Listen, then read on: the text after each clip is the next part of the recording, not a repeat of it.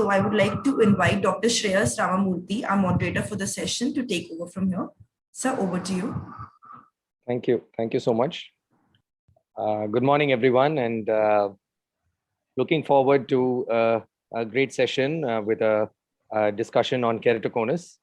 So we have an exciting range of speakers today. We'll be covering the entire gamut of keratoconus. We'll be starting with a wonderful address by Dr. Praveen Krishna, who's going to give us an overview of keratoconus from a 30-year perspective.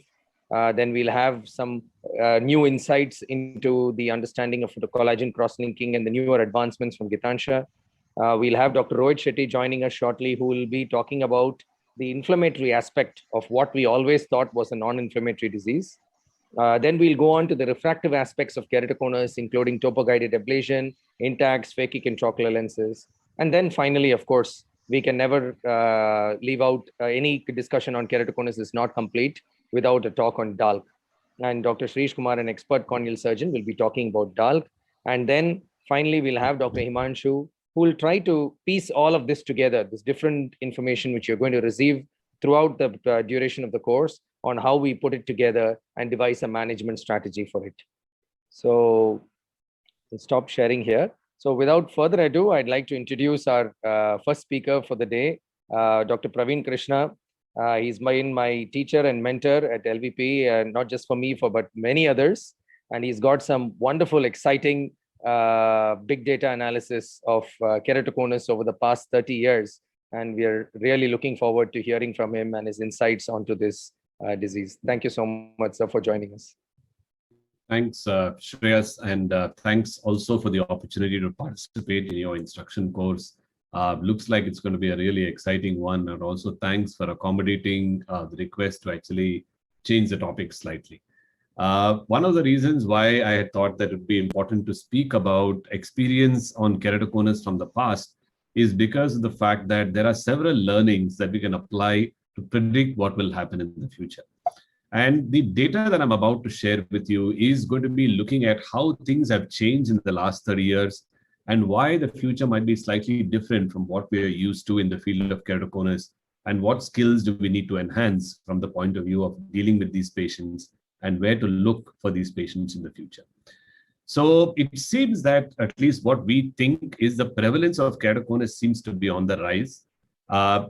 Keratoconus is potentially commoner in certain geographies and ethnic groups, and seems to also present at a younger age in Asians. And data from India is sort of limited to only 2 publications of about 400 patients or so. So we collected data from all our tertiary as well as our secondary center network over the last 30 plus years. And when we looked at the data of all pathology distribution in cornea, we found that ectasias formed about 7% of all our cornea patients that we tend to see in the hospital.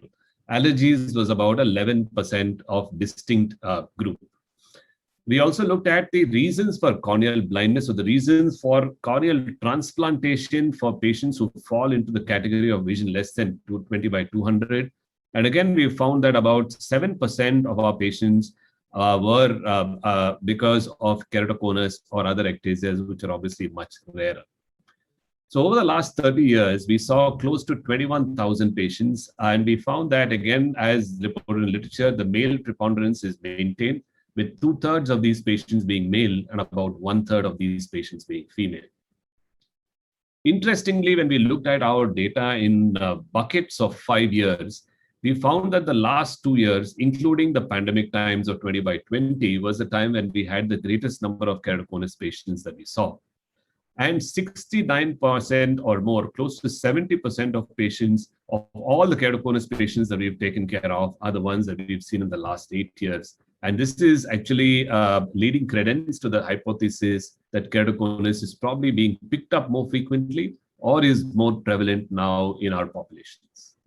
When we looked at the average age at which keratoconus was picked up from 1987, 1990 to the last 5-year bucket, we saw that there was a reduction in the age at which patients presented by almost 7 years. And this probably is also because of the fact that we are able to have more sensitive measures of keratoconus, and we are also more tuned to picking up at early. But it also is probably true that we are seeing patients who have keratoconus earlier than we were seeing them before. About interventions, again, where we looked at the kind of interventions that we do for these patients, and again, I'll look at this in more detail. We saw that of all the interventions, contact lenses are a very strong part of our management of keratoconus, and you'll see that the absolute numbers of contact lens patients still seem to be the highest in among those who have keratoconus. But also cross-linking is the one that actually is catching up from the point of view as a surgical intervention for these patients. When we looked at contact lenses, we found a steady increase in the percentage of patients who actually are prescribed contact lenses. And this probably also goes along with when we started our RGP practice in 1992, there was an upsurge.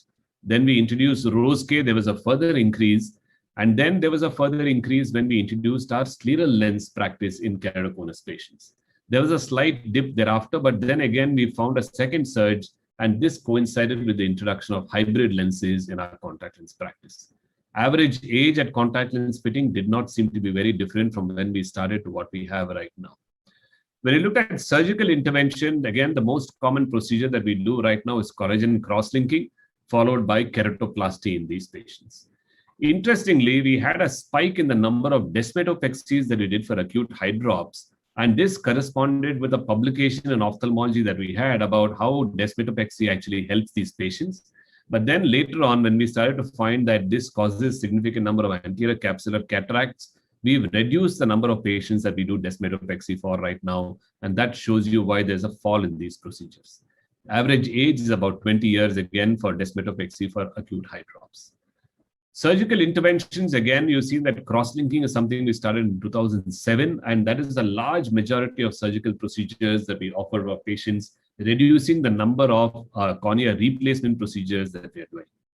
Interestingly, after introduction of collagen cross-linking, there was a slight increase, and then it's really taken off in the last 10 years or so, accounting for the largest number of interventions in patients who have keratoconus. And we're also seeing that there's a reduction in the average age at which we offer collagen cross-linking, and we're doing cross-linking earlier than we used to do when we started. About keratoplasties, again, we've seen a reduction in the trend of therapeutic keratoplasties, and also a fall in our lamellar procedures in the last 12 years or so from our eye bank.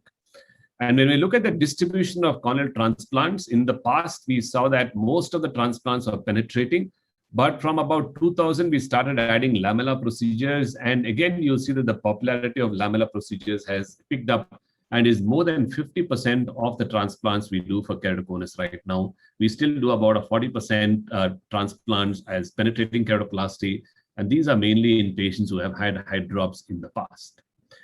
Interestingly, the advent of collagen cross-linking also coincides with the time when we have a drop-off in the number of penetrating keratoplasties, as well as a flattening of the curve from the point of view of lamellar or DALC. And this, we believe, is something that is going to modify the number of patients who require these keratoplasties in the future as well. Average age at which we're doing keratoplasty is also lesser, and about 7 years lesser than when we really started doing this for keratoconus patients. This is also, again, shared in literature where in the Canadian experience also, they found that collagen cross-linking coincided with a drop in the number of penetrating transplants and DALC that they gave for keratoconus patients. So keratoconus accounts for about 7% of all corneal disorders and about 7% of all transplants is what we found. Incidence is rising and age at presentation is getting lower. Contact lenses and cross-linking seem to be reducing the need for corneal transplants in these patients. When we looked at age distribution, the most common age group was below 30 years, and this is something that we already know. And interestingly, geography, we found that most patients were from urban to semi-urban areas as compared to rural areas. And more patients were from the better socioeconomically affluent group than from the lower socioeconomic group. Most patients presented with a relatively good visual acuity, but there was a significant number who presented with vision of 220 by 200 or worse, which is a problem for us. Age at presentation, we also found that younger children presented with more severe disease compared to older individuals. And we also found that females tend to present with grade 4 keratoconus as compared to males. And also patients from semi-urban and rural areas presented with more severe disease than those from metropolitan cities. So what we concluded was 80% of keratoconus seems to occur between 10 and 30 years with the male skew. seems to be more common in upper socioeconomic strata. Severe visual impairment in close to 15% of patients. Females and people from semi-urban and rural areas have more advanced disease at presentation. So the final conclusion is the fact that cross-linking and contact lenses are probably game changers to the way in which we will manage these patients. There should be increased suspicion in younger patients with refractive errors. You need to plan early cross-linking and monitoring will reduce the need for transplants. And we all should think about having screening programs to pick up keratoconus early and to actually have significant visual improvement over a significant period of their lifespans. Thank you very much. Wonderful talk, sir. And I think it's truly given us a phenomenal perspective with almost 30,000 cases being analyzed over so many years. I mean, I think this trend has been noticed across various countries where with the advent of cross-linking, we are seeing a significant drop-off in the DALC and PK numbers. Do you see that continuing to happen, or do you feel we've hit a plateau and there will always be cases with advanced cases?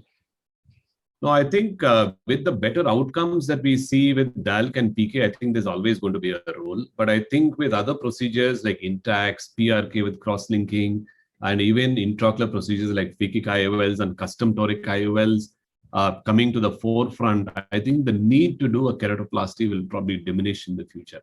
And I think this is the reason why we've been hiding behind the good outcomes of keratoplasty for keratoconus, but we should focus on improving outcomes for diseases that are more challenging.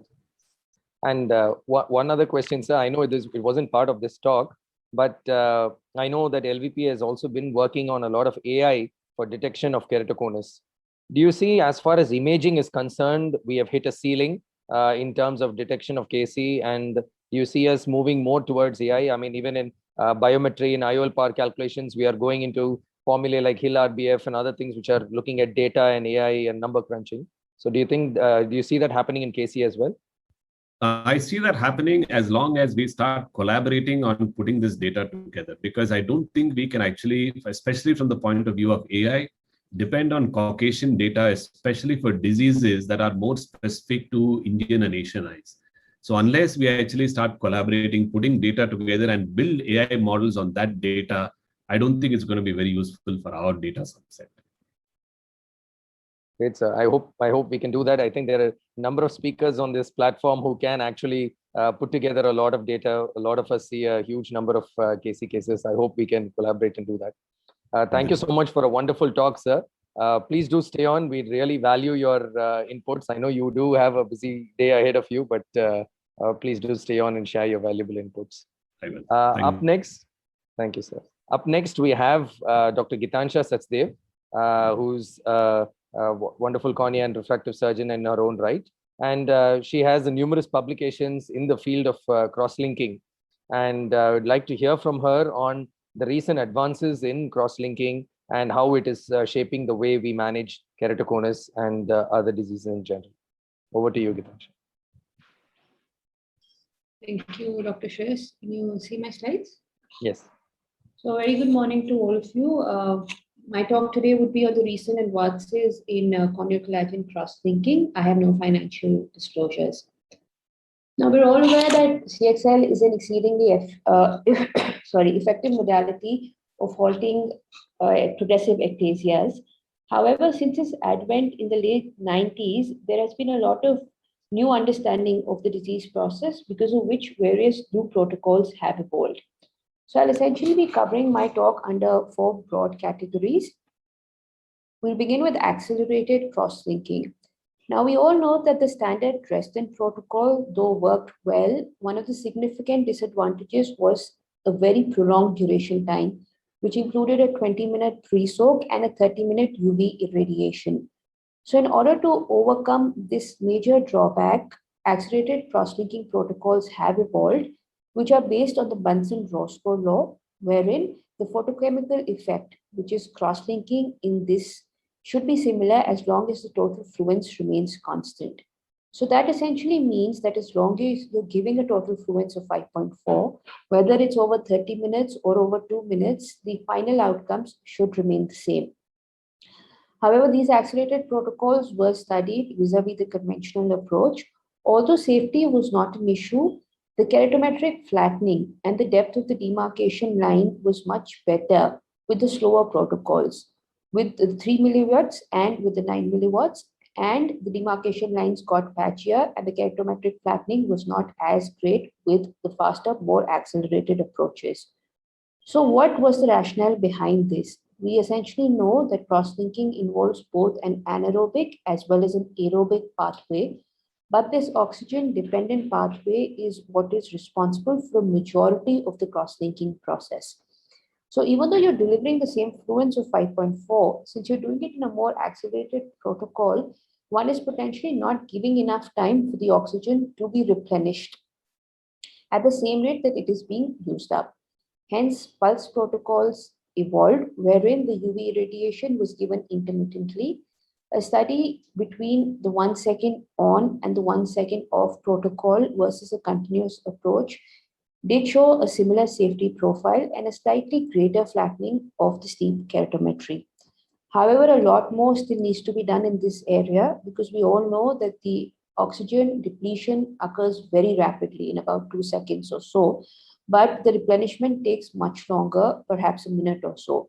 So whether a 1 second on and a 1 second off approach truly works is something that still remains unanswered. Moving on to customized cross-linking. Now we're all aware that keratoconus is a focal disease. However, cross-linking offers a global strengthening. So the question of customize arises from the fact that would a greater energy focal over the area of the cone give you better results? This is a very common paper, a very well-known paper wherein you can see that keratoconus is a focal disease, and under the same intraocular pressure, the strain of this results in focal curvature changes first.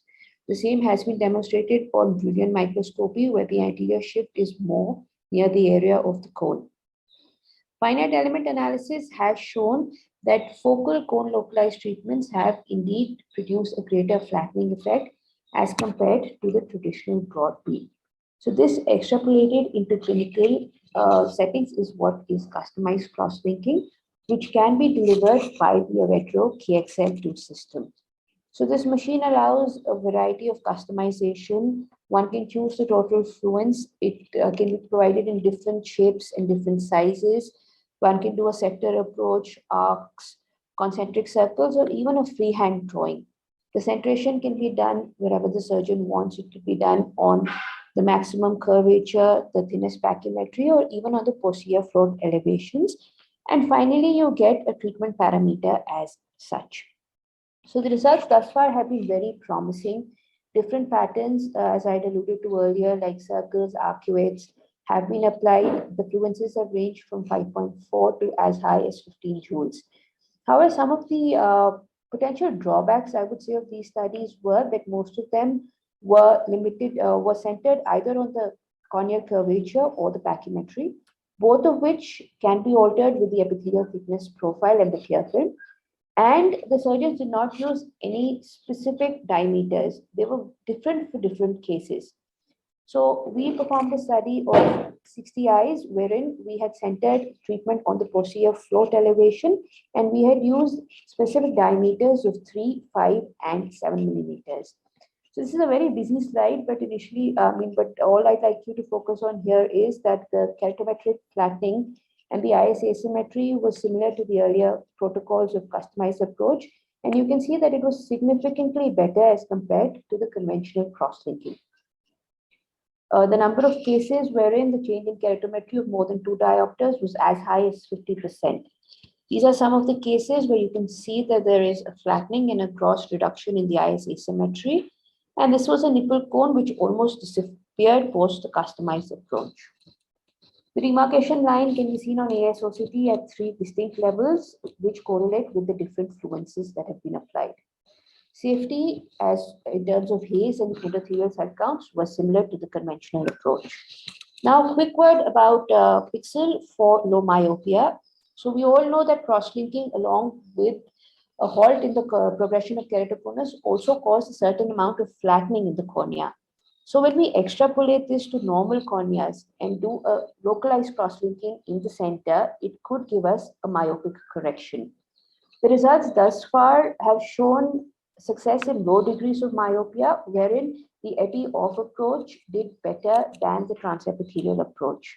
This was possibly because of a reduction in the oxygen concentration at the stroma. So in order to see whether oxygen supplementation helps in the transepithelial approach, we studied this in a cohort of 56 eyes over a 1-year follow-up. And we saw that the change in the MRSE and the keratometric flattening was greater than the earlier protocols, even the epi-off approach. And it treats low myopias of about 1 to 1.5 diopters. However, this was one of the cases where you can see a central flattening, and the patient had a correction of 1.25 diopter sphere, which remained till the last follow-up at 2 years. The indications could progress to post-LASIK regression. Suspicious tomographies wherein keratorefractive procedures might not be the choice, and low myopias could be treated with potential pixel or borderline tomographies. I'll finish with this slide. So there's been a lot of interest or upsurge with the transepithelial protocols as well now. The earlier protocols did not do well. There was a landmark study by Sotas et al., which showed that 23% of the patients in the transepithelial approach, as against nil in the epi-off approach, continued to progress. However, the newer protocols are now using a greater concentration of riboflavin, and higher fluence has also been applied. Additionally, supplemental oxygen and a pulsed approach might improve the efficacy of these procedures. So this is what we have done in a study in our clinical practice. You can see that this is an Avedro mask, which is connected to an oxygen cylinder and allows a concentration of more than 98% throughout the UV irradiation. The video is not working. It's essentially a pulsed approach that we had used. So these are our initial results. We studied it in a cohort of 20 eyes each, where you can see that the flattening induced is similar to the epi-off protocols of the conventional CXL approach. However, the major advantages of this transepithelial protocol is that the pain scores and the haze was much less as compared to the conventional treatment. So I'd just like to conclude that with a better understanding of the disease process and newer machines available, we can now have more tailor-made approaches and possibly achieve better optimal outcomes in keratoconic eyes. Thank you. Thank you so much, Gitansha, for a very comprehensive talk. And I think we've all moved on from the standard Dresden protocol to an accelerated cross-linking. But of the newer advances which you spoke about, customized cross-linking, pixel for low myopia, and the newer form of transepithelial cross-linking, which one do you feel is going to have a more widespread adoption across the country, like what accelerated cross-linking has had? I feel customized cross-linking is essentially the way to go. One of the major shortcomings as of now is that the machine is not readily available, but I feel that that should be the next step in the treatment of keratoconus. I truly agree. That's an exciting feature of cross-linking, and if it becomes widespread, could be put to great use. Is Dr. Rohit Shetty there with us? So you've also used this particular device. Any thoughts, insight you have into this?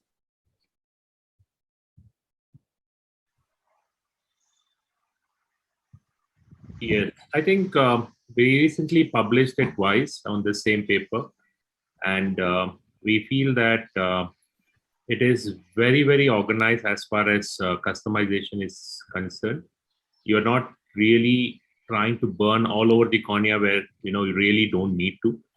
See, focus on the area where you get more energy, and the rest of the area gets a little less. So the flattening is good. And we have achieved some places even around 3.5, 4 diopters of flattening, what you normally see with your lasers, without compromising on your corneal thickness. Great, sir. Absolutely, sir. So moving on to our next talk, we have Dr. Rohit Shetty, who really doesn't need no introduction. And it's truly the case when it comes to keratoconus. He's been the man over the past decade who's been redefining keratoconus in a true sense of the word. As a youngster in postgraduate courses, all of us would have talked about or read about keratoconus being a non-inflammatory ectatic disorder. And that very definition has been called into question over the past few years by the wonderful work done by Dr. Rohit Shetty and his team. And we really look forward to hearing from you, sir. And thank you so much for joining us. Thank you, Shreyas, for inviting me to your wonderful IC. Been part of it many times. Nice to learn. Keratoconus and inflammation, how should I deal with it as a clinician? These are my financial interests. If there's one thing which COVID has taught us, it has taught us two things. I said one, but two. One, the power of immunology. The second is the power of rapid diagnosis. And that's been the power of how we've been able to break the barriers of COVID's relentless problems it created in the early 2020. Something similar, we worked on it. I don't want to go into this busy slide. This was part of my PhD 7 years back, which looked at all the factors which may cause changes in the corneal collagen. From the time you rub your eyes or don't rub your eyes, each cytokines and what it does do, a forward feedback and also it has a loop mechanism. This was one of the first paper we published this in IOBS. This is the first paper, like what Shreyas said, which kind of started linking driven inflammation to keratoconus. It took a long time for us to put this paper, 4 reviews for different people. And finally, it was reviewed by the editor then, and he sent us the final comments about many things. And then we started publishing a lot of papers on inflammation and how it's driving it. One of the things about this particular paper is we used in a small subset cyclosporin as a control arm. And we found that over the 6 months time, people who were rubbing their eyes stopped rubbing, and there was a lot of changes in the keratoconus picture itself. Then came a lot of other papers about the lysyl oxidase, which holds the collagen and how it changes, and how the lysyl oxidase has an optimal link to an optimal outcome. This is a small picture animated about how each cornea has collagen and lysyl oxidase in this kind of a picture. And if you have more of them, your cross-linking is optimal. If you have less, then you have flattening. And you have none, then you actually have very little cross-linking because it's a endogenous cross-linkers. So more is better. Too much is also not good. Too little also is not good. Too much you end up in excessive flattening. That's why you have flattening over years. That is one of the things which we need to be aware of. When you do a cross-linking on a normally having collagen, cross-linking is completely different. Even though the topography sometimes some people operate on a Fraunfurst and other things, but it is very challenging if you operate on a normal one. How is it driven? This is a very important experiment which we did, where we recreated the environment of the collagen and the lysyl oxidase, created the same environment of inflammation, what we just published. And what we found was very interesting. When you have a high MMP9 activity, your lysyl oxidase and collagen falls down. That means MMP9 and a lot of his friends of MMP9 drives this. So our paper of 2014, which talks about using cyclosporin in a small subset, works well because cyclosporin works on this complex here.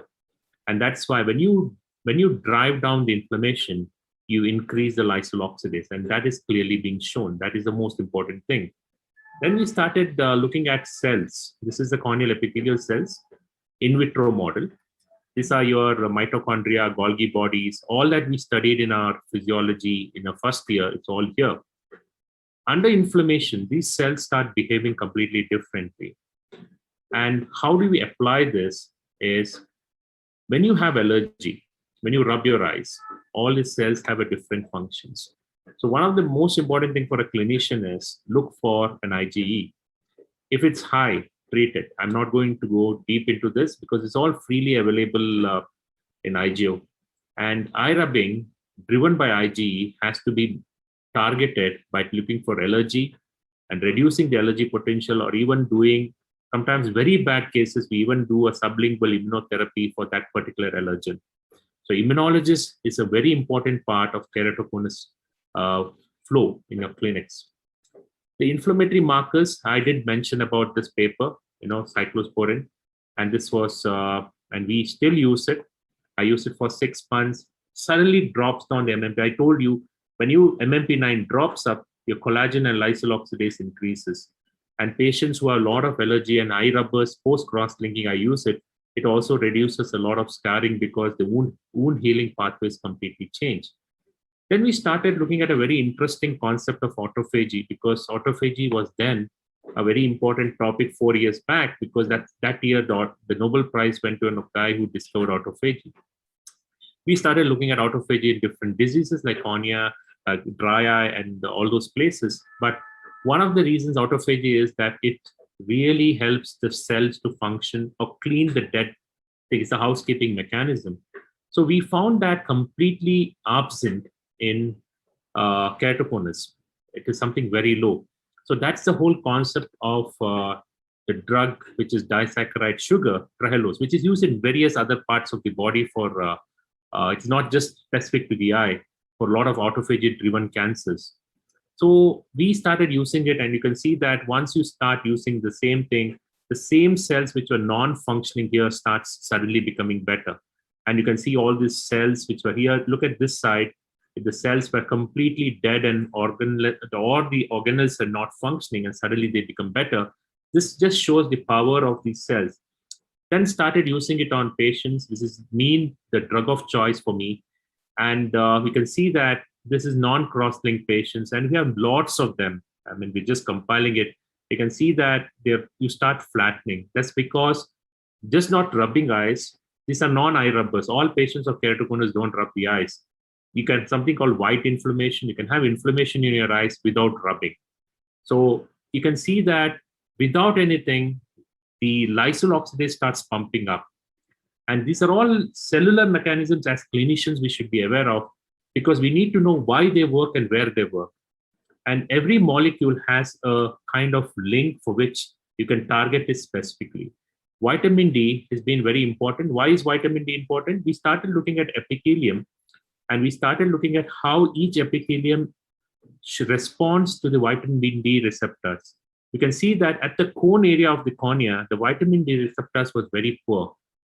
So why it's important is because even COVID, we have known that the person who goes to ICU care is the one who has the lowest vitamin D, and that's been published in NEJM. It's an immunomodulator.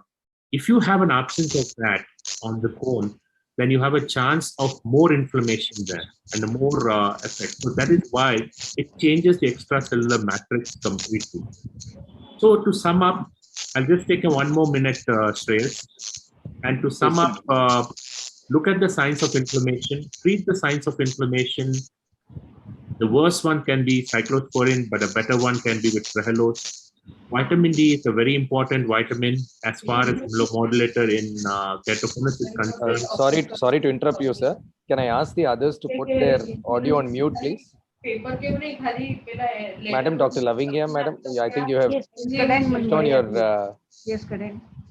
Could you kindly put it on mute? Please continue, sir. Sorry for the interruption. No problem. So IgE, I did mention a simple algorithm, less than 300. Take care of the anti-inflammatory. Don't rush into cross-linking immediately. More than 300, immunologist's opinion really helps in planning.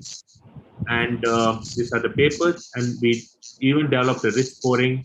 Based on every level of risk scoring, right? The highest risk are the people with lots of eye rubbing and allergy. For them, the cyclosporin. Otherwise, we feel that Trehalose-related compounds does very work well.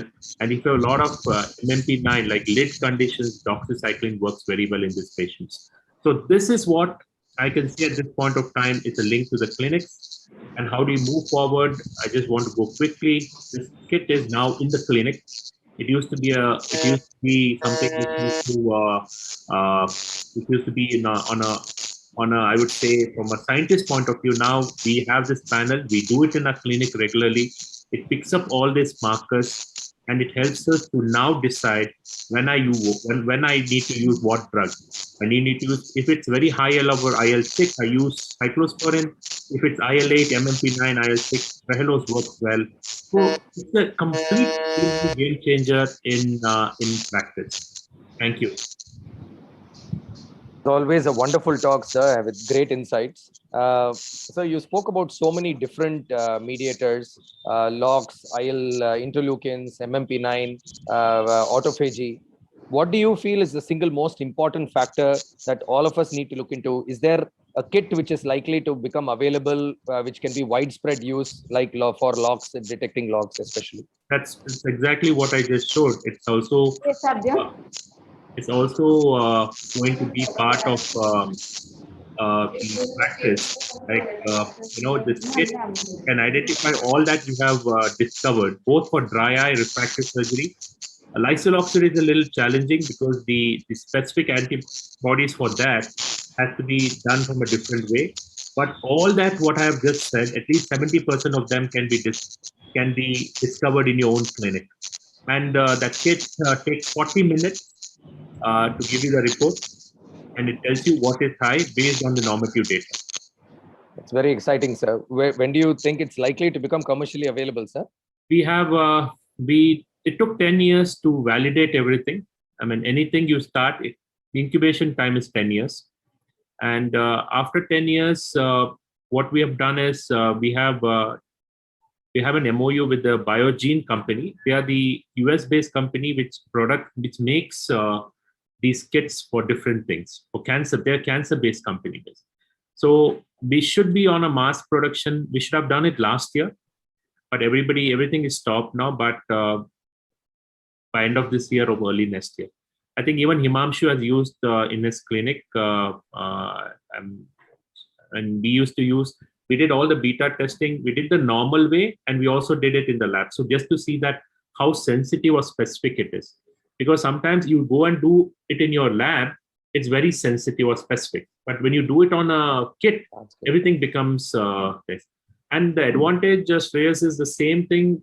We have the kit which looks at a lot of retinal things also. It's got a VEGF. So VEGF means if you are looking at a vascular occlusion, it also picks up the change in the VEGF. So it's quite exciting. It's really wonderful news, sir. And I hope it becomes a reality very soon, and all of us are able to test this on a more routine basis in our clinical practice. And thank you so much for such a wonderful talk, and looking forward to your insights in the remainder of the course. Thank you, all the best. We'll share with you as soon as it's out. Thank you, sir. Thank you, sir. So we'll move on to now the next treatment aspects of keratoconus. And we have different refractive modalities coming up. And I will talk on the first refractive modality, which will be on topo-guided PRK and the nuances in its planning. So I'll try to keep it as brief and quick as possible. So essentially, we all know that topo-guided PRK has now become a part of our standard armamentarium for care, and has become very, very important in terms of how we are managing patients with mild to moderate keratoconus. We all know that the way topo-guided PRK works is that there is a kind of a balance between smoothening as well as giving an overall regularization in the entire anterior cornea. So you have a combination of myopic ablation, that is flattening over the steepest part of the cone, and a hyperopic mid-peripheral ablation, which kind of steepens this area of the cone and giving an overall smoother anterior surface.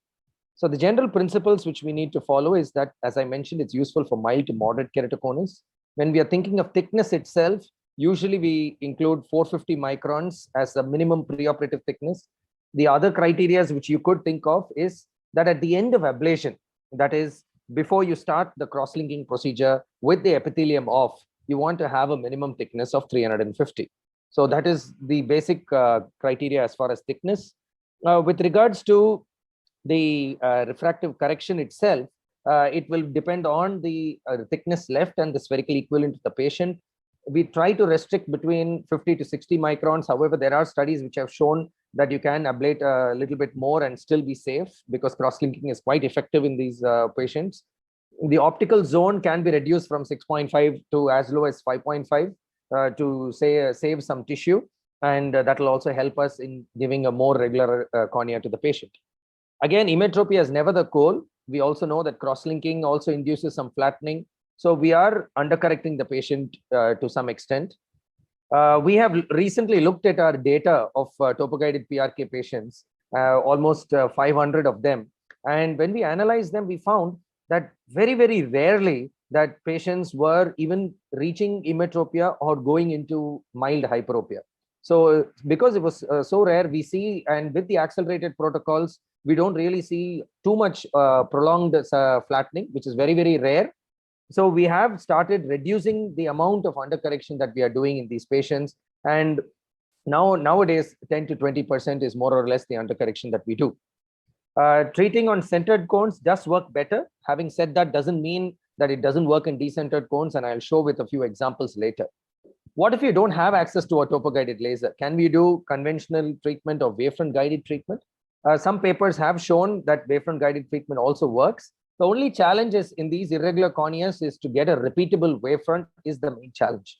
But if you're able to get a repeatable wavefront, then maybe that can also be a useful modality, though topo-guided would be the way to go. So I'll quickly take you all through the steps of planning. The most important thing after case selection is to ensure that you have repeatable scans taken before you go ahead with the treatment.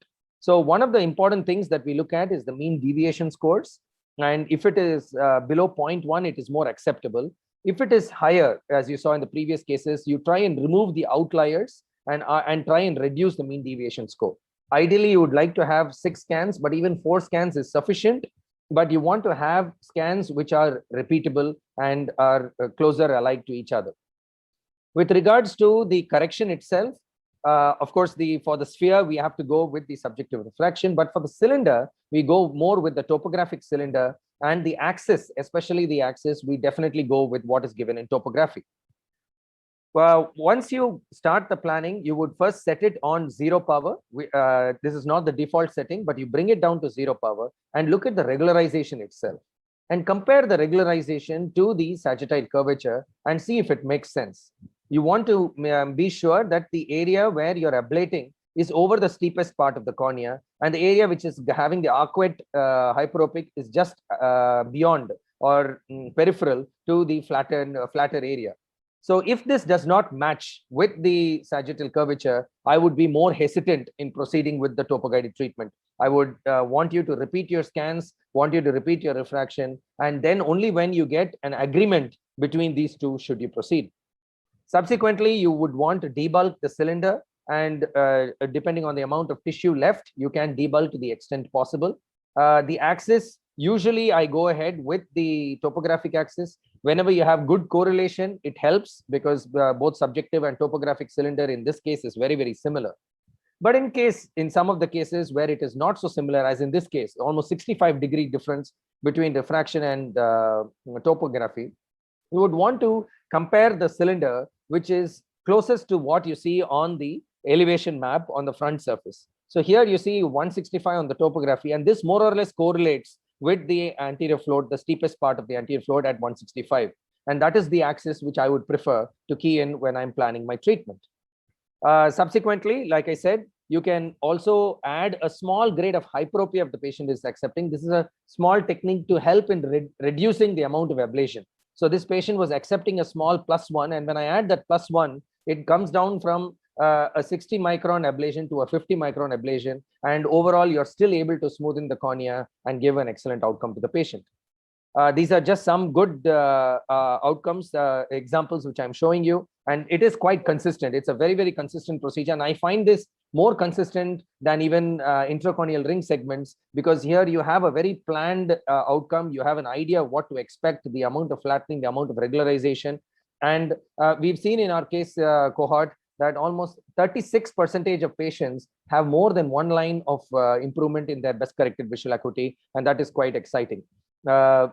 This is a patient with a centered cone where it is worked extremely well. You can see the best corrected visual acuity improving to 6.6. And this is a patient with a decentered cone. Now, initially in my cases, I was a little more concerned about using them on decentered cones, thinking it may not work as well. There were a couple of publications to support that as well. But we've made a comparison between our patients with centered and decentered cones and found the outcomes to be quite similar. So as long as the patient has a repeatable topography, repeatable refraction, you can have good outcomes in decentered cones as well. These are just a few more examples where you can see excellent improvement in the symmetry of the anterior cornea, It's almost becomes a perfect symmetric bow tie, and there is in the central nipple cones, it works extremely well. If you just look at the sagittal curvature in the post-operative period, you wonder whether the patient even had keratoconus. The epithelium is a great masking agent, and removing the epithelium, how do you go about removing the epithelium is always a question. Until and unless you have an imaging system which can map at the level of Bowman's or the stroma, which is now becoming available. If you don't have that, you would do better to use a PTK rather than do a manual debridement of the epithelium, as the PTK would then leave behind an anterior surface which better mimics what you measured on topography. What is also exciting is with the advent of customized cross-linking, as Gitansha was mentioning, there are papers already, one from Canalopolis, where they have combined customized cross-linking with topo-guided treatments, which has further helped augment the results. While many of these questions are now becoming more and more clear with our experience building up with this modality of treatment, I think with the combination with customized cross-linking will make it even better. So it's definitely a promising procedure in early moderate keratoconus, and it definitely gives a certain degree of spectacle independence and also improves the overall quality of vision. Thank you so much for your kind attention. So now, having spoken about topo-guided treatment, we'll move on to the next refractive modalities of treatment. Along with topo-guided, we also have intracorneal ring segments and also have phakic intraocular lenses, which are now being increasingly used. And we have none other than Ritika Sachdev with us here, a wonderful surgeon, a very charismatic leader, and someone who I really look up to and learn from. And she is going to be talking to you all about intracorneal ring segments and phakic IOLs and keratoconus. Thank you, Shrey, for the kind words and for the opportunity to be part of your IC. Is my screen visible? Very much, yes. I'll be talking about ICRS and phakic IOLs as a means to visually rehabilitate patients who have a keratoconus.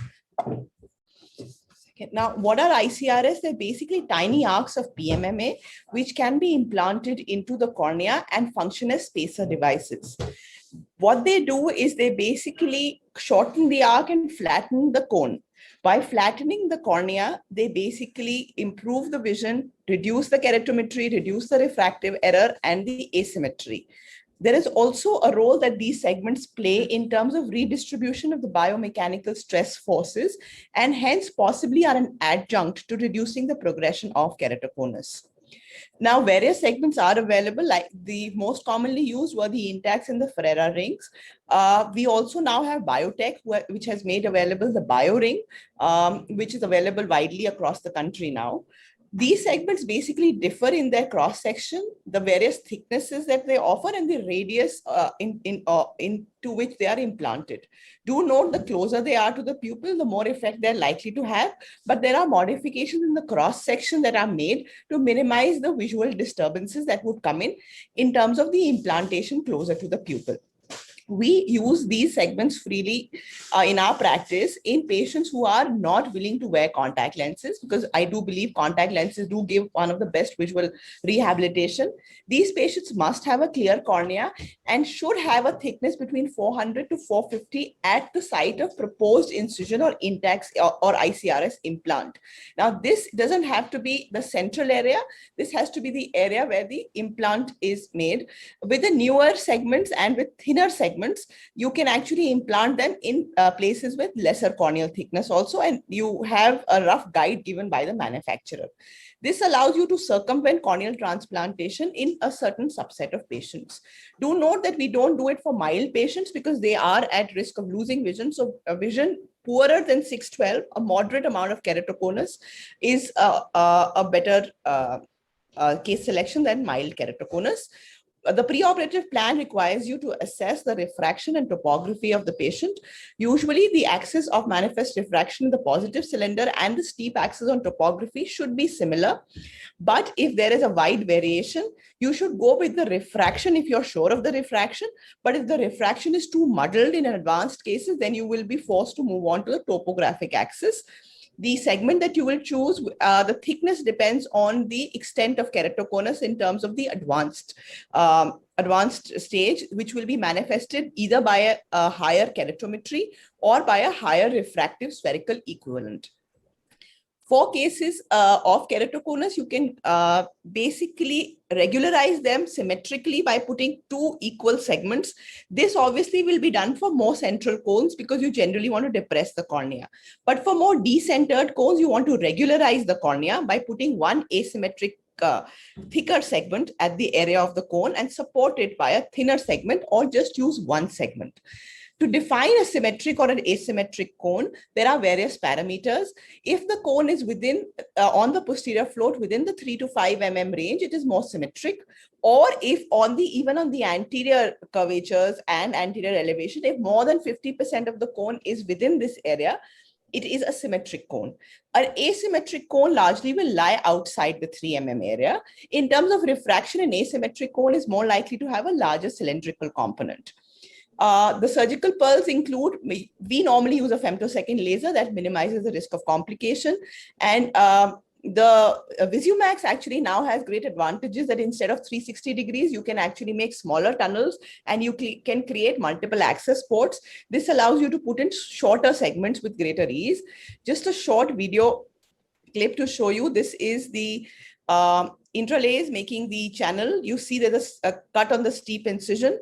On the steep axis, and we open this up with a mechanical separation. These tissue bridges are cleaved, and then we put in the ICRS segment. It's held like a pen, and then you initially go a little vertical and then wheel it into the tunnel. You see here, there's a small hole at each end, and this allows you to engage it. And when you're putting the segment inside, you must ensure that it is about at least a few 1 to 2 mm inside the incision to reduce the risk of extrusion. We routinely suture the incision. There are people who don't suture also, but suturing the incision allows you to have a coupling hoop effect. Just to take you over an example, this is a patient. Remember, the refraction has to be transposed into the positive form. You see here that the spherical element is more than the cylindrical element, and this patient goes in for 2 symmetric segments.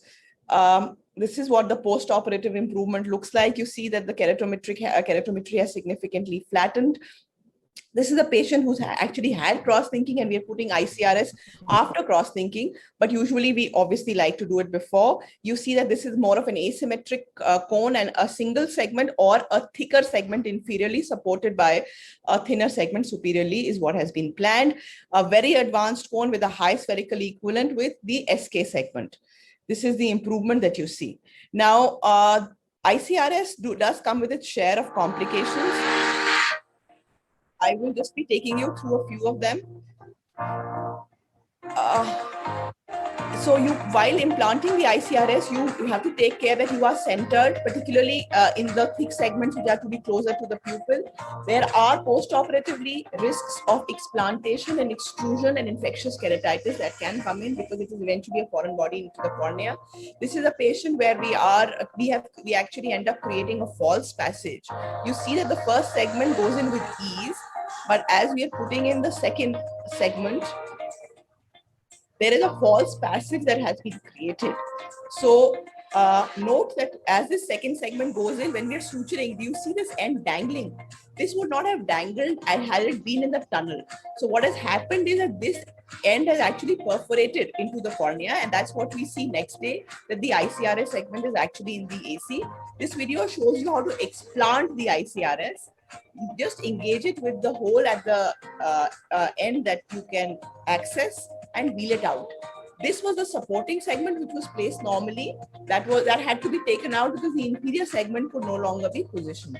And the inferior segment is actually in the AC, and then it is taken out through a paracentesis stab. Post-operatively, these patients, did very well because the cornea is really a very resilient tissue.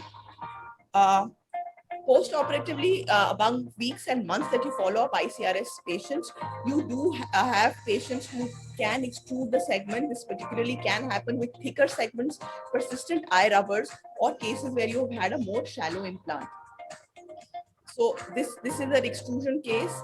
This is another case where we had multiple cases come after the lockdown. You see this whole area is melted and edematous, and you have to wheel out the segment. You also have to note that there may be multiple deposits that may be there around the segment. These can be lipid, calcium, or inflammatory because there's a dead space around the segment.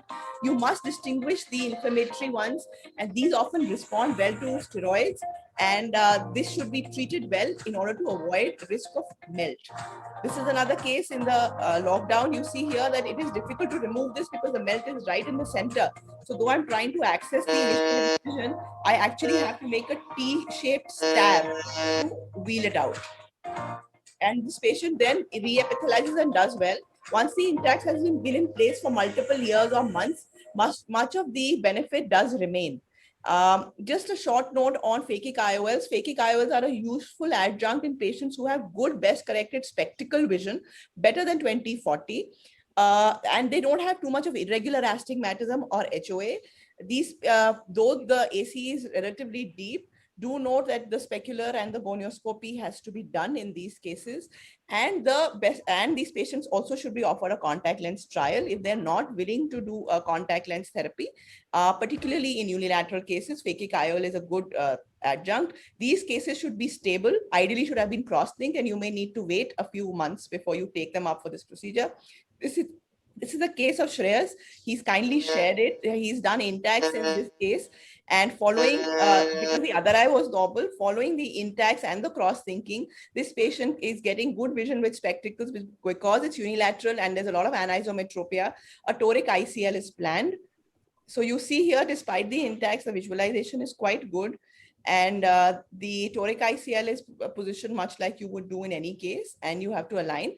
Fortunately, a lot of these patients do very well, and they gain better than their best spectacle corrected visual acuity, but you should, for all practical purposes, promise them the best spectacle corrected visual acuity.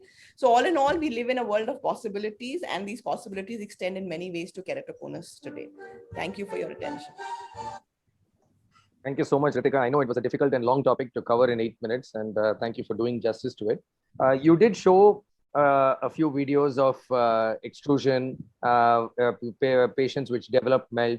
So for many who are wanting to get into this intacts, this can be a scary picture. So any tips on how to avoid these cases of melt? Any pointers? So firstly, I think you should be wary of implanting a very thick segment of intacts, because if the amount of the segment is much more than 50% of the stromal volume, it will cause a problem. Avoid a very shallow implantation. Counsel the patient against eye rubbing. Treat associated VKC, optimize the ocular surface. And I think having collagen cross-linking would theoretically and practically reduce the chances of melt, because these corneas are more resistant to collagenase action. Also, if there is a white cell reaction that comes up, which does come up very often in these patients, be quick to treat it with diluted steroids. Wonderful. Thank you so much. And I think the one only other point I would like to add is that when you've placed a suture, I think it's important that we don't leave the suture in for too long, especially if it becomes loose and starts abrading the epithelium. That is when it's incites inflammation, and then there can be a localized epithelial breakdown, melt, which can lead on to extrusion. Thank you so much, Ritika. We'll wait for more inputs towards the end of the session. Up next, we have Dr. Shreesh Kumar, a wonderful cornea surgeon, who is also our medical superintendent. He is the one surgeon who I've seen, when he decides that a DALK has to be performed, he will do a DALK. And he doesn't even keep a standby tissue when he's doing even in advanced cases of keratoconus. So no one better than him than to talk about DALK and keratoconus. SK sir, please. Thank you, Shreyas. Thank you for the wonderful introduction, and thank you for including me in this session. So my topic is DALK in keratoconus. We all know surgical management of keratoconus has improved with advances in surgical techniques, instrumentation, and diagnostic evaluation. DALK procedures should be performed prior to penetrating keratoplasty, as it eliminates the risk of endothelial rejection. It ensures graft survival, and it's equivalent to penetrating keratoplasty in terms of refractive error, optical outcomes. So wherever possible, it should be tried. And generally accepted indications for keratoplasty is in keratoconus patients who are having poor visual acuity with contact lenses, and contact lens intolerant patients or inability to fit or wear contact lenses, and non-resolving eye drops or healed eye drops patients. And the percentage of patients with keratoconus eventually requiring keratoplasty is roughly around 12% as far as this particular study is concerned, which is a multi-center prospective study.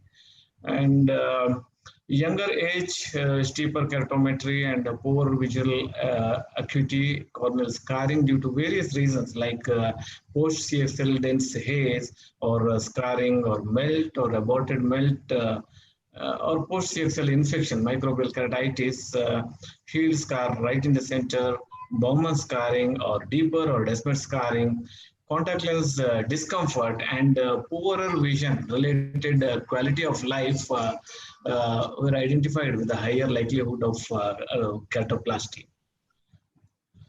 So there are different techniques of doing DALK.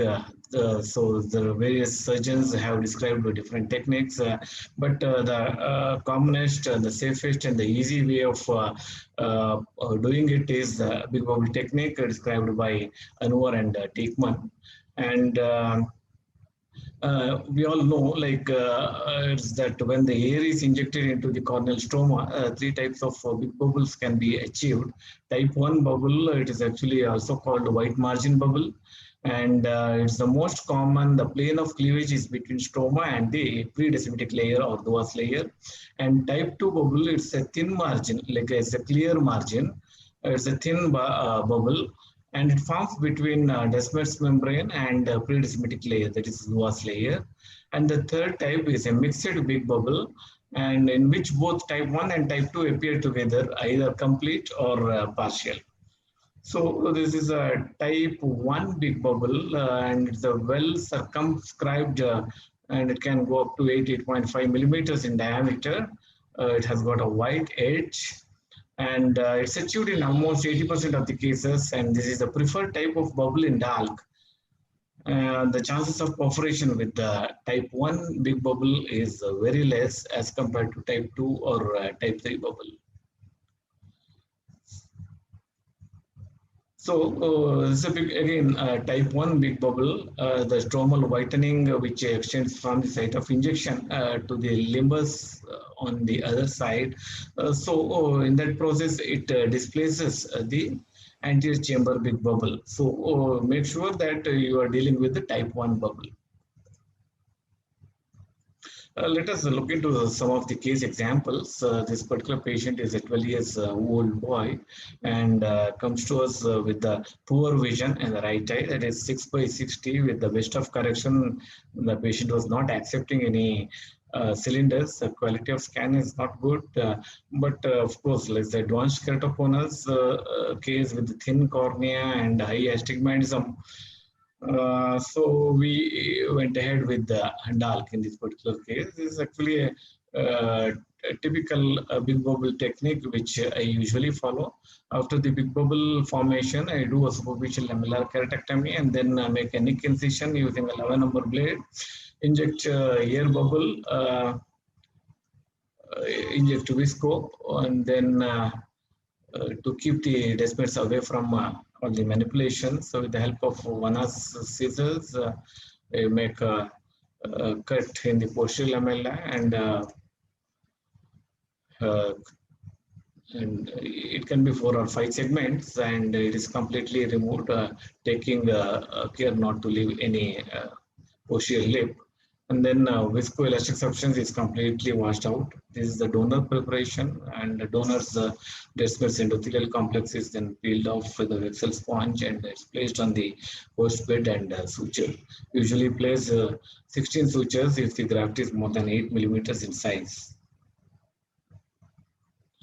So coming to type 2 big bubble, it's very important to identify this type 2 bubble, because it's actually more susceptible to tears and bursting. You can see a nice big bubble which is around 9.5 or 10 millimeters in dia, And it's a thin walled bubble, but identifying this is very important because you should not rupture this in the beginning of the surgery.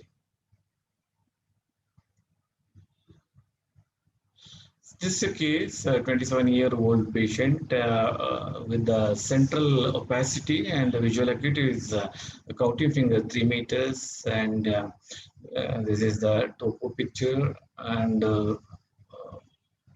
this is the slit lamp picture of the patient. There is a scar here, and anti-segment OCT shows a dense scar here. Is the steep cornea, dense scar. She had tried all the contact lenses, RGP lenses, and even rose-K lenses. She was not even happy with the scleral lenses.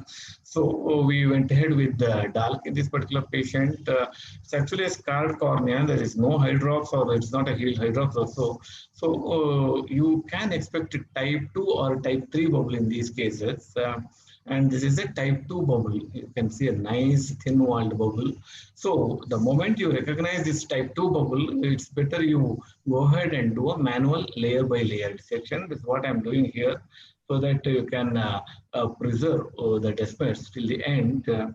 And this gives excellent results. Maybe the BCVA may be 1 or 2 lines less than what is expected in a big bubble DALK, but it serves the purpose. You are going to preserve the endothelium.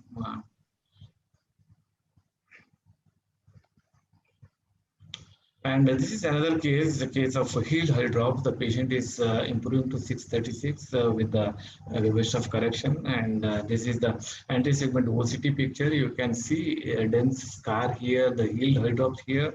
And this is a specular microscopic picture, may not be very reliable because the central area is densely scarred, and the count is 1400.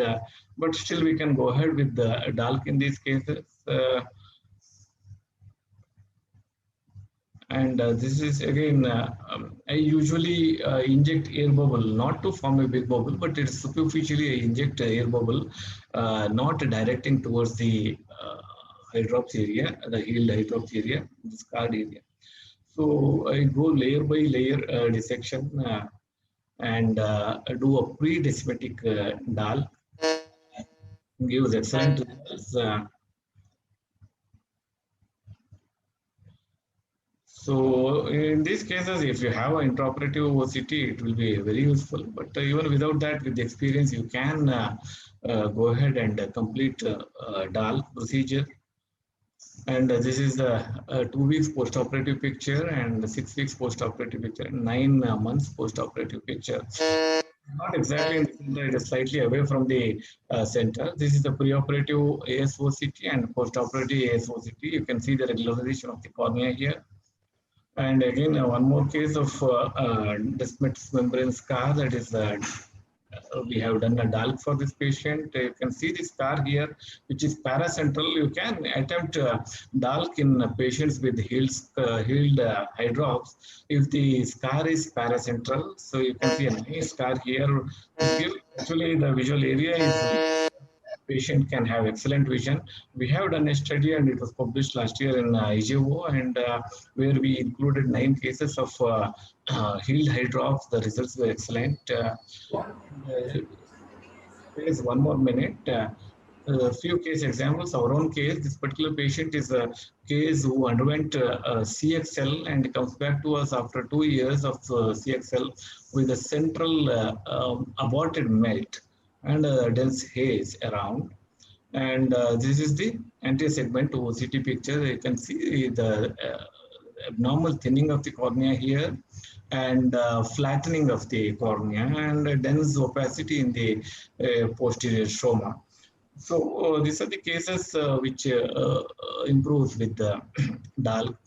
1 more case, this is a post-CXL keratitis. It is actually culture positive Staphylococcus aureus, and we treated this patient with moxifloxacin, and after 1 week of initiating the treatment, we started him on steroids also. This is a central scar which is reduced to nebulomacular scar, but the visual acuity has not improved beyond 624, and this particular patient underwent DALK.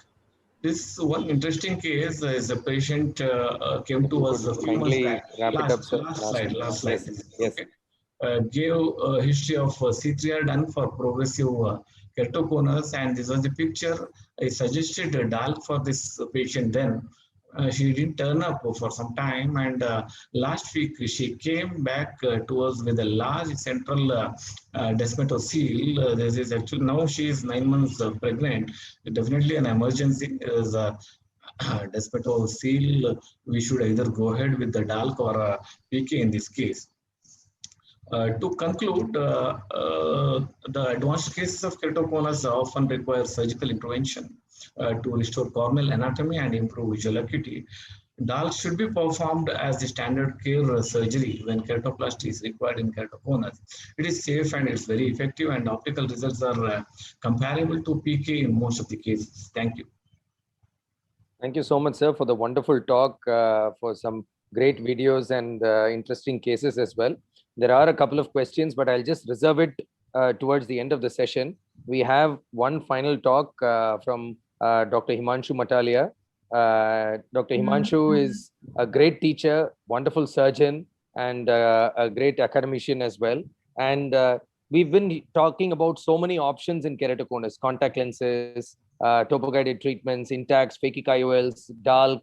So where do each of these come in, and how do we fit it all together, and where do we use it for these patients? So putting a management strategy together, Dr. Himanshu, for your final talk. We have 15 minutes left in the session, and I'm hope we can have some discussion after Dr. Himanshu's talk as well.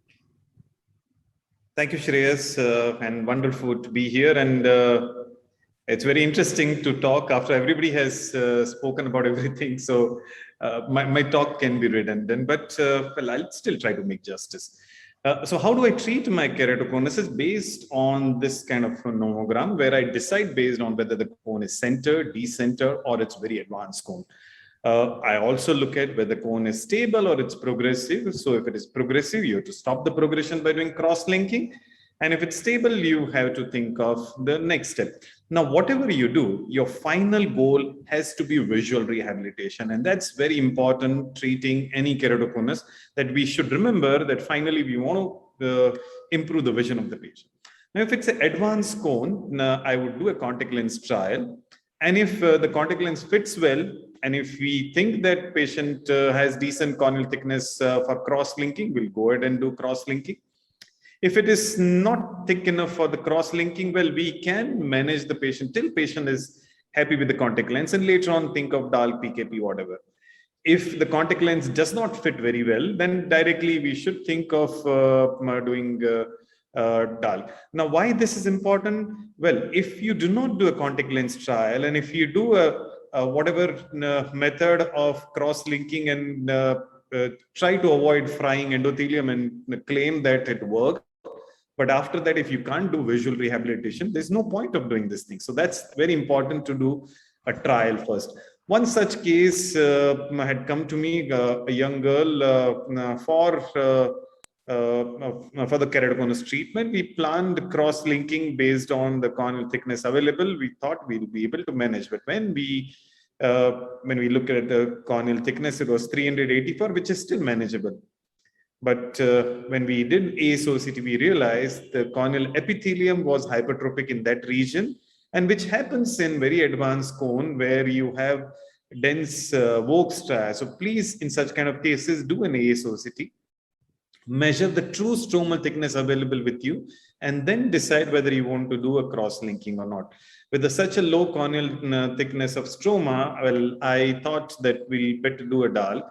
But when we did a contact lens trial, with the contact lens, her vision improved significantly, and she said, I would rather wait for some time. So remember, the ultimate goal of all such kind of cases is visual rehabilitation. So your point A is keratoconus, and point B has to be final best corrected vision, whatever you can achieve. You have to find out a way how you go from point A to point B. So cross-linking only does stabilization, and we must on day one have plan for the visual rehabilitation, whatever way. Look at the central cone like this thing, and what we discussed earlier about intracorneal ring implants. Intracorneal ring implants works wonderfully well But it is not a magic wand where we can predict that the visual outcome will be 100%. However, if I have to choose intracorneal ring implant only in one indication, that would surely be post-LASIK ectasia. The reason behind that, the LASIK has actually taken care of the flattening part in the other area, and the ectatic area is only in the limited region. So with the ring, if you flatten that area, the visual rehabilitation surely follows. So as you can see from here, as soon as we put a single ring inferiorly, the cornea becomes as if we have done LASIK, and that's how it is. Now, in such cases, if I put a contact lens, well, I'm negating the effect of LASIK. So the myopia exposes. If I do DALK, well, I'm negating the effect of LASIK. The myopia comes back. So here, if I have to do something, only one thing, well, that would be my intracorneal ring implants. Intracorneal ring implants work in many cases, but as I said, that to titrate the visual outcome can be sometimes difficult. So we have to combine with something else. Now, something else, when we say, one of them Ritika showed was phakic intraocular lens implantation. Now, phakic intraocular lens implantation, whenever we do for keratoconus, we have to remember if the cone is centered, it works wonderfully well. Otherwise, with phakic IOL, you are just treating lower order aberrations, sphere and cylinder. So after treating sphere and cylinder, you're actually going to expose the higher order ablation or higher order aberrations like comma, and patient can have significant ghosting. So cases where we can have a cone which is decentered, but we can still make it relatively centered, can be very well treated with intracorneal ring implants first. So you take care of such kind of regularization of the cone relatively with your intracorneal ring implant. And for the visual rehabilitation, well, your phakic IOL can be one of the treatment. There are certain challenges in phakic IOL with keratoconus where sometimes we may not have very good visual outcome because they are not very well centered cone.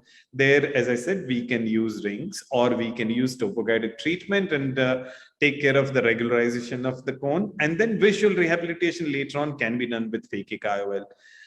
If a patient has subjective and objective refraction very different, then be aware that these are not the best cases to do phakic IOL, and we have to wait for cross-linking effect to optimize after phakic IOL and then only do. Sometimes the person may have keratoconus along with the cataract. Typically, all the allergic patient with the long-term steroid can have cataract. In these cases, you may actually, based on the cone, you may be able to do a customized toric IOL and ultimately can achieve significantly great visual outcome. As you can see from here, the patient could be visually rehabilitated. But if we do not use such high cylindrical power, customized cylindrical power, well, it's not going to be great visual outcome. Finally, we have a case where we have moderate to severe keratoconus. I would rather say moderate keratoconus, as Shreyas was showing us. Now, such kind of cases, whether you're dealing with central cone or decentered cone, if my corneal thickness is decent enough, I would want to do a visual rehabilitation using a topo-guided PRK. Now, as you can see from here, the first is post-op picture, the second, the middle one is pre-op picture. And with the topo-guided, we can flatten the cone and we can steepen the superior part. So with this thing, we can actually achieve a beautiful picture like this thing. But remember, when you have a cone which is little decenter like this thing, your spherical equivalent can change. So please be aware to make sure that visual rehabilitation next follows, which can be even your normal toric lenses or even phakic intraocular lenses. The customization can also be done, as Shreyas was showing, using wavefront guided PRK. And if you're able to get a good wavefront images, well, it can actually work very well. And you can get significant regularized cornea and significantly reduce higher order aberration in such cases. So finally, to conclude, the treatment of keratoconus includes multiple steps. And surgeons as well as patient must be aware of this thing. We must have our plan where we want to reach at the end and find out a way to reach there. Thank you very much. Wonderful talk, sir. Really summarized everything so beautifully, and you couldn't have done better justice to this topic. I have a couple of quick questions. I ask all the other speakers and panelists also to join in. One question is, you rightly mentioned about the sizing issues that we can have with phakic intraocular lenses in keratoconus because of the abnormally high anterior chamber depth. So on one hand, we are treating high astigmatism, where you don't want the lens to rotate, you want it to be stable. But at the other hand, we don't want to end up with too high a vault and having any pupillary optic capture, which has happened even for me in a couple of cases. So any tips with regard to sizing, what would you suggest, sir? So, Shreesh, first and foremost, I would say that earlier we really got excited about phakic IOL in keratoconus a lot, but I would reserve my cases more for, as you were talking about, topo-guided treatment to make it more regular and try to treat it as much as possible there. Many times doing that, we can not only regularize the surface, but we are able to partly take care of that astigmatism also. So that's one thing which I would, and if the astigmatism is irregular, I may not be very, very keen to offer them that. Having said that, it's very important to look for the peripheral anterior chamber depth, do an ASOCT in these cases to see how the configuration of the iris is, and then only plan the case. It certainly is possible that we may end up having a vault which is not adequate, or which is, but I would rather be erring towards the higher vault than the lower vault, because for them at that point of time, the astigmatism correction would be very important. Absolutely, sir.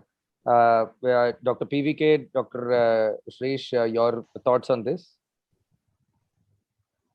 Yeah, yes, and great talk, Himanshu. I was listening into your talk as well, and I think I would agree with the second part of what you said about phakic IOLs having sort of a limited potential use in keratoconus. I think, like Shreyas, you spoke about the wonderful results with PRK along with cross-linking, topo-guided and non-topo-guided as well in certain conditions. I think that actually provides the best visual quality improvement or upgrade in patients with keratoconus. And then if you have axial myopia along with keratoconus, then certainly phakic IOL is a great step.